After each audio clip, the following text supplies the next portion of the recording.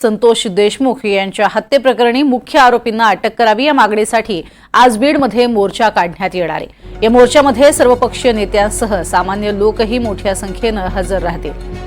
बीड शहरातल्या डॉ. बाबासाहेब आंबेडकर पुतळा ते जिल्हाधिकारी कार्यालयापर्यंत मोर्चा काढण्यात येणार आहे। दुपारपर्यंत मोर्चाला सुरुवात होईल। या मोर्चासाठी बीड शहरात चोख पोलीस बंदोबस्त ठेवण्यात आलाय।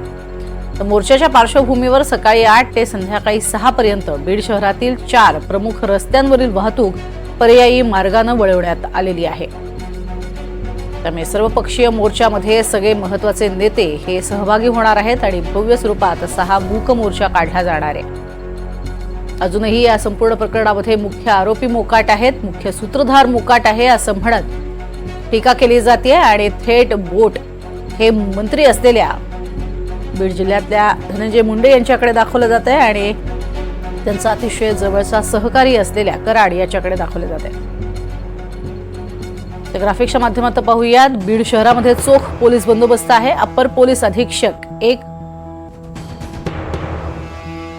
तसंच उप अधीक्षक 3, पोलीस निरीक्षक 8,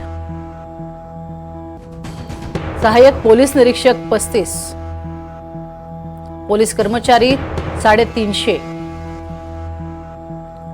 तर SRPF ची तुकडी 1 असणार आहे। दंगल नियंत्रण पथकाच्या 2 तुकड्या तैनात असतील आणि या संदर्भात आपण अधिक माहिती घेणार आहोत। बीडमधून आमचे प्रतिनिधी स्वानंद पाटील सध्या आपल्या सोबत आहेत। स्वानंद, बीडमध्ये चोख अशी तयारी झालेली आहे, मोठा पोलीस बंदोबस्त सुद्धा तैनात आहे, काय सध्याची स्थिती? नक्कीच प्रज्ञा, सरपंच संतोष देशमुख यांच्या हत्येला 19 दिवस पूर्ण झालेले आहेत। तरीही जे आरोपी आहेत ते फरार असल्यामुळे आता आज या ठिकाणी भव्य असा मूक मोर्चा काढण्यात येणार आहे। सर्वपक्षीय मूक मोर्चा असल्याने या मोर्चाची तयारी आता संपलेली आहे। विशेष म्हणजे जे जिल्हाधिकारी कार्यालय इथे जे निवेदन देण्यात येणार आहे त्या ठिकाणी जे सर्वपक्षीय नेते त्या भाषण देखील करणार आहेत आणि त्या ठिकाणी व्यासपीठ देखील उभारण्यात आलेलं आहे। डॉ. बाबासाहेब आंबेडकर यांच्या पुतळ्यापासून या मोर्चाला सुरुवात होईल। पुढे लोकशाही अण्णाभाऊ साठे चौकात मोर्चा येईल, तिथून पुढे बस स्टँड, त्यानंतर छत्रपती शिवाजी महाराज चौक आणि हा मोर्चा पुढे जिल्हाधिकारी कार्यालय येथे जाणार आहे। दरम्यानच या मोर्चाकरता जे राष्ट्रवादीचे नेते आहेत शरद पवार गटाचे ते पण ते देखील येणार आहेत।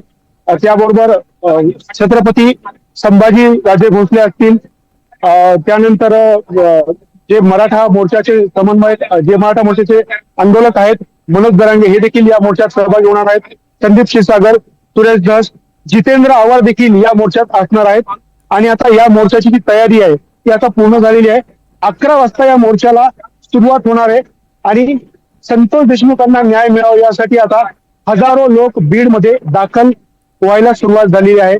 प्रज्ञा, नक्कीच, मात्र आपण बघतोय की मूक मोर्चा असणार आहे आणि प्रमुख मागण्या ज्या आहेत ते म्हणजे मुख्य सूत्रधार जो आहे तो सुद्धा ताब्यात यावा, त्याला सुद्धा पोलिसांनी अटक करावी ही आहेच।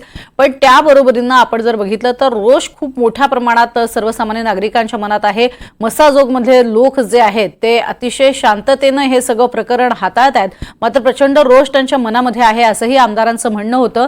मसाजोगमधले किती जण इथे दाखल झालेले आहेत किंवा येणार आहेत?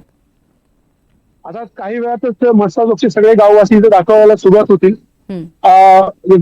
या प्रकरणात 2 गुन्हे दाखल करण्यात आलेले आहेत, एक खंडणीचा गुन्हा आणि दुसरा हत्येचा गुन्हा। खंडणीतल्या गुन्ह्यातल्या आरोपींना हत्येच्या गुन्ह्यात ही आरोपी करावं अशी मुख्य मागणी आहे। त्याचबरोबर मसाजोगमध्ये कायमस्वरूपी एक पोलीस चौकी करावी, या प्रमुख मागण्या या ठिकाणी केल्या गेलेल्या आहेत। प्रज्ञा, नक्कीच, ह्या प्रमुख मागण्यांची जी आहे ती पूर्तता येत्या काळामध्ये लवकरात लवकर व्हावी अशी अपेक्षा आहे। तुर्तास धन्यवाद या संपूर्ण सविस्तर माहितीसाठी स्वानंद।